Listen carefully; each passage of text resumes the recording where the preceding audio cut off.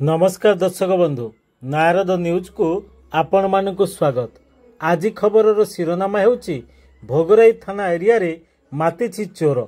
हाँ दर्शक बंधु, पुलिस को खोला चैलेंज दे भोगराई थाना एरिया रे मातिछि चोर।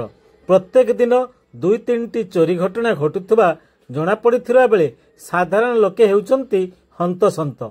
निकटरे महेशपुर घाट पाखरे गहना दुकान गहना लुट होइथिला बेले भोगराई लक और निमातपुर ग्राम रे थिबा गहना दुकान लक्षाधिक टंकार सुनरूपा गहना और नगद टंका चोरी होइछि।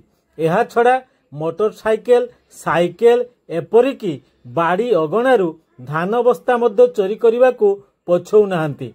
घटना को नहीं भोगराई पुलिस तदंत आरंभ करिथिबा बेले बहु चोरी घटनार एबे भी पर्दाफाश होई पारु नाही।